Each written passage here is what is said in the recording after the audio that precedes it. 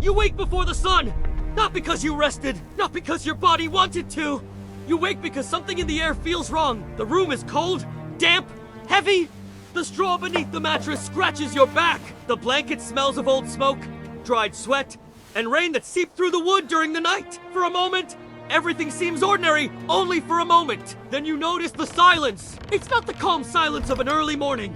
It's an absent silence. Something missing. Someone missing. Normally, the street would already have footsteps, cartwheels, an impatient horse. Someone selling bread, someone arguing, someone coughing in the distance and carrying on as if the world would last forever. But not today. Today, London seems to hold its breath. You sit up slowly. Your head feels heavy. Your throat is dry. There's a bad taste in your mouth, metallic. Almost sweet, almost rotten. You rub your face and feel your skin to warm. Maybe it's just exhaustion. Maybe it's just hunger. That's what you try to tell yourself, because the truth is still too far away to fit into words. You stand up. The floor groans under your feet. Outside, a thin mist seeps between the houses, as if the city is rotting from within and releasing its very soul through the cracks. You open the window, and you understand why the silence was wrong. A cart is passing by, slowly, without haste, without a call, without conversation. The wood creaks like an old animal. The men pushing it keep cloths tied over their faces. They don't look at the windows. They don't call anyone by name. They just keep moving, as if they've done this many times before. On top of the cart are covered shapes, too long to still. You close the window too quickly, as if the wood could keep fear from entering. But now it has already entered. Your chest tightens. You try to remember when it all began, a few weeks ago. Perhaps, maybe less. First came rumor stories brought by sailors, merchants, priests with hollowed out eyes. They said that in other cities, strong men went to sleep with fever and woke up dead. They said children stopped crying because they no longer had the strength. They said the sickness moved faster than prayer. No one wanted to believe, because believing would mean admitting that the world could end without trumpets, without a falling king, without the sky opening, just with heat in the body, swelling in the flesh, and time growing short. You step away from the window, but the house feels smaller now. The air feels smaller now. In the corner of the room, your mother is still asleep, or trying to sleep. Her breathing is short, uneven. Each pull of air seems to scrape inside. You approach. You call her once? Nothing. Again. She opens her eyes, but it takes her a moment to recognize your face. There is fever there, a deep fever, glowing behind her eyes like embers covered in ash. When she tries to move, she lets out a low sound of stifled pain. You help pull the blanket, and then you see it, near her neck, below her jaw.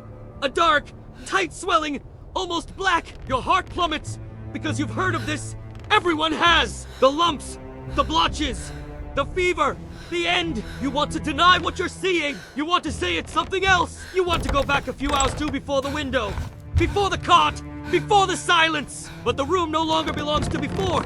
Now fear has a shape. Your mother grips your wrist with unexpected force. Her fingers burn. She tries to speak, but her voice comes out weak, broken.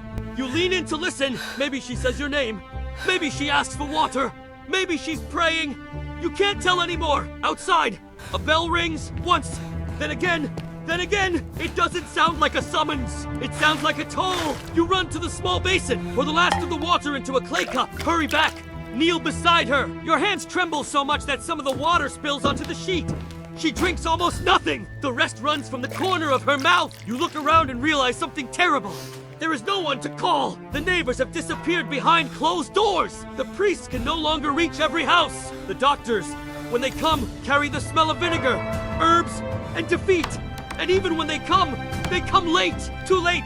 The whole city seems to have accepted a new rule. Everyone fears everyone else's body. Touch has become a threat. Proximity has become a sentence. Love, suddenly, has become dangerous. You go back to the window just a crack, just enough to look without being seen. The street is fuller now, not with life, with absence. Marked doors, claws hung out, people walking fast, eyes down, as if meeting someone's gaze would invite death into their home. A woman kneels in the mud, weeping. No one lifts her up. No one touches her. And then you understand the true horror. It's not just the sickness. It's what it strips from people even before it takes their lives. It steals custom.